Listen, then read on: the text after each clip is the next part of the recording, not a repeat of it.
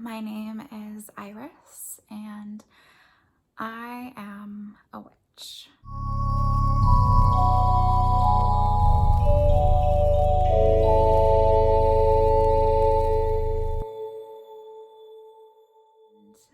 I have been practicing my craft for a little over 2 years at this point, and I've been seriously considering coming out to my conservative evangelical Christian parents. And on top of being a witch, I'm also thinking about coming out to them as bisexual and essentially as an atheist. It's really scary. It's a really scary thought. It's a really scary process. At this point, I have written a letter to them telling them all these things that they don't currently know about me. I am 29 and I've been married for 8 years. I've been with my partner for over 12 years at this point. We met in high school, in ministry actually, doing, things for the church. We were both Christians, and it's been a long journey of deconstruction of our faith, figuring out what we actually believe and who we actually are. And on my side of that, it's been a long, not necessarily very focused process. I didn't start out with very much research when it came to figuring out what I believed, if I believed in Christianity, if I didn't. But this never felt like a process I could let my parents in on, because they have their faith, and Christianity is a faith that doesn't allow for individual truths. It only allows for one truth, and it claims that truth is universal. And I used to feel that way. I used to think that there was only one right answer, only one path to divinity, only one way to be spiritually correct. So I know exactly how they feel. I have a really good guess as to what they're going to think if I tell them, when I tell them all of these things about me. And I never thought that I would actually even tell them, to be honest. I never thought I would want to disclose any of these things to them about myself. I didn't think that it would be worth the potential pain that it would cause them and me. I didn't think that it was something that I ever really wanted to be open about in my life. Recently, though, I have been going on this journey of practicing what I like to think of as radical openness and vulnerability. And to get an idea of what that looks like or means, you should definitely go watch Brene Brown's TED Talk. Brene Brown is an expert in the field of psychology. She does studies all about vulnerability, and her first TED Talk that she did is all about, the power of vulnerability and why it's necessary. It really just fucked up my life. I watched this video about 6 weeks ago at this point, and I had heard all of these things that she had said, bits and pieces here and there over the years about how in order to truly love yourself, you have to accept all parts of yourself, and to truly be loved by others, you have to show them all parts of yourself, and to truly love others, you have to see all parts of them. And wasn't ready to hear it, and so I kind of brushed it off as bullshit, and I just thought, that sounds fake, like it's whatever. But the more I thought about it in this particular instance of watching her talk, I realized that I have been emotionally closing myself off for most of my adult life, but especially the past 4 or so years. And I realized that I wasn't feeling things anymore. I've struggled with depression and anxiety, as many of us have in this world.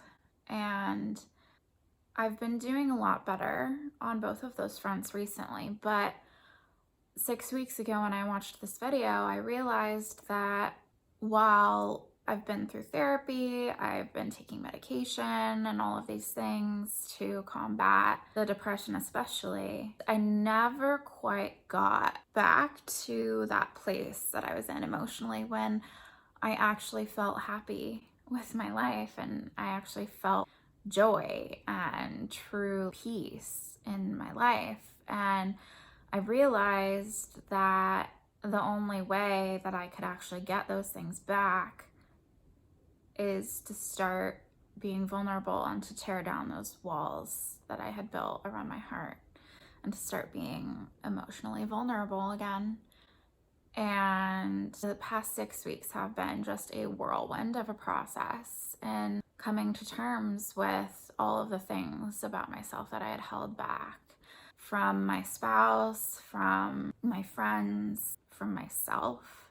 And so I've been practicing sharing those things and practicing being open, and it has been hard. Don't get me wrong, it's been really hard, but it's also been the most magical, beautiful, life-giving process that I ever have been on, that I've ever done. And I feel more at peace and more confident now in myself and in who I am and in the love between myself and my spouse and the love between myself and my friends than I have in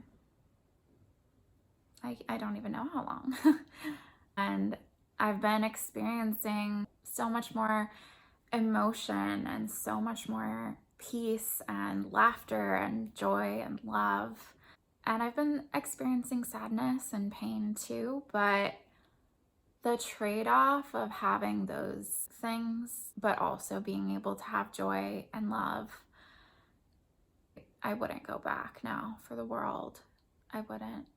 So in this whole journey of practicing this radical openness and vulnerability, I have been starting to feel like I do want to open up and share these things with my parents. And part of the reason is because I feel like part of my purpose in this world is to share all of these things with you, with the world, with everyone out there who was maybe in the same place I was, who is maybe ready to hear that message now, like I was 6 weeks ago. And I don't feel like I can be open and out with all of this in the world if I don't tell my family, myself, about these things. Because, you know, once you start to become public, once you start to have any modicum of success in any sort of public sphere, it's kind of only a matter of time before someone who knows you in other contexts starts seeing or finding things in this new context that you're doing. And if my parents were to find out these things about me before I have a chance to tell them myself, I think I would really regret that personally. You know, I don't feel like it's necessarily the right choice for everyone. Maybe for you, maybe it's not something you'll ever want to share, and that's fine. But for me, I feel like in order to go to the places that I want to go and to be the person that I want to be, I have to do that. I have to tell my parents about all of these things. And it's really complicated because not only are they evangelical Christians, my mom especially is very anti witchcraft. Anything that she thinks is like new age or any hint of like magic kind of stuff, she's very, very, very against it. I didn't grow up necessarily going to church my whole life. My mom decided to take us to church when I was around 11. And prior to this, they had much more relaxed views and boundaries around everything, really. I was allowed to watch, like Hocus Pocus around Halloween and like dress up for Halloween and go trick or treating and that sort of stuff. And then all of a sudden, when I was 11, my mom decided that we were going to all go to church now. I was no longer allowed to partake in anything resembling, Halloween or watch anything with witches or magic or anything like that. And it was really difficult, especially because she didn't, like, nobody really told me why explicitly at the time. It wasn't like, oh, you can't do these things because we feel like it's, dangerous or we have this new perspective. It wasn't really explained. It was just, I wanted to go trick or treating. I wanted to dress up and hang out with my friends and get candy and stuff. And I wasn't allowed to do that all of a sudden. And my mom started working on this book around the time that like the Harry Potter series was coming out. She started working on this book with my grandma, basically just kind of like outlining the evils of Harry Potter and how it was like negatively influencing the youth of America and all over the world who are like getting into these Harry Potter books and, practicing magic on the playground and stuff, or like casting spells, quote unquote, or like running around with sticks as wands and like pretending to be witches and wizards. It was something that kind of fascinated me at the time because, obviously I wasn't allowed to watch Harry Potter. I wasn't allowed to, read the books or really just participate in any of that stuff. Actually, the only way that I knew anything about it was from my mom's book because it was kind of this novel sort of geared towards people that same age who were like into Harry Potter at the time. I was around 11, I think, 10 or 11 when the book started coming out. That I didn't really know anything about the story other than like what was in my mom's book. And it was like this kind of forbidden thing. And all I knew was that it was supposedly really evil and witches were really bad. And different times throughout my teenage years, we would have like neighbors or something that my mom thought were like witches who were cursing us because we were Christians. And there was just a lot of fear around anything about the idea of magic or the term witches or witchcraft. And so I know when I tell my parents I'm a witch, it's going to have a huge impact on them and probably on our relationship. I'm trying to mentally prepare myself. I wrote them this letter that goes into everything that I want to tell them and kind of how I reached the conclusions that I'm at and why I use the labels of bisexual and witch for myself. I really wanted them to try to see the inside perspective that I have on all of these things so that I know that for me, I've given them the best chance of being able to see it for what it actually is and why it's actually important to me and why it's not the scary, evil thing that they might think it is. But I also know that that fear is so strong and so present and has been there for so long that I don't know how they're going to react. I don't know if they'll still even want to be a part of my life.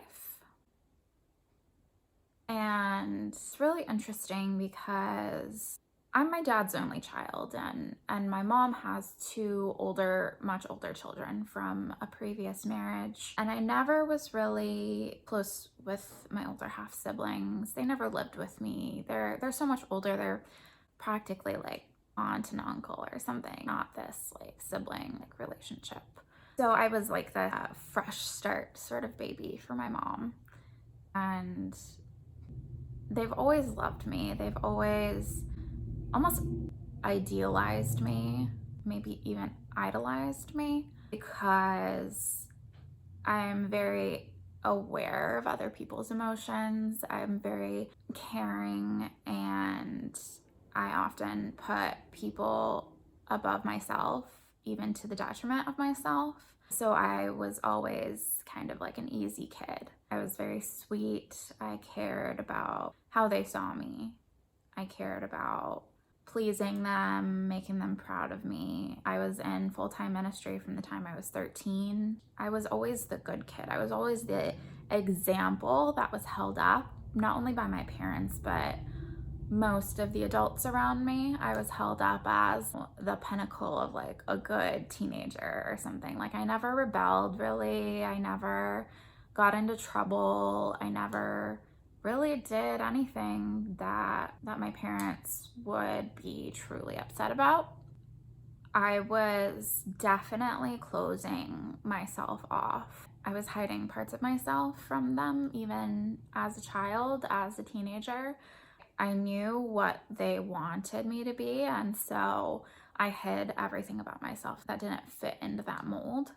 That has definitely caused a major gap between us. We've not really had a close relationship since I became an adult and moved out on my own, because I know what their expectations for me are, and if I don't fit those expectations, then I know they're going to see me differently. They're either going to feel like I'm a totally different person, or maybe they'll feel like I've been deceiving them, or maybe they'll feel like what I'm saying I am now isn't actually who I truly am, because cognitive dissonance won't let them see who I am now as the true me, because it's so far removed from how they've always seen me. And I think one of the biggest things that I'm realizing that I'm scared about in telling them all of this is they've always had me kind of on a pedestal. And there's a really good chance that when I tell them all these things, I'm going to get knocked right off of that pedestal. And I didn't ask to be on that pedestal to begin with, but there was definitely privileges and perks that came along with being up there. And that's why I didn't do anything to rock the boat when I was younger. And that's why I just withdrew myself as soon as I started learning these things about myself that didn't fit into that idealized version of Iris that they have always seen me as. I am nervous and I'm scared to share this information. It's very scary to be vulnerable to this degree and really share like everything that I've been holding back. I've certainly showed them myself.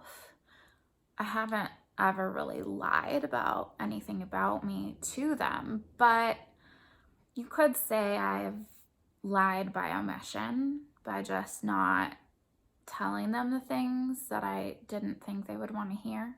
And it's really scary to just like give them the whole picture, like put all of the puzzle pieces together for them all at once and say, the me that you thought was me isn't actually me, but this is me now. I have no idea really how they're going to react. I have some guesses, but I don't actually know for certain. So that's where I'm at.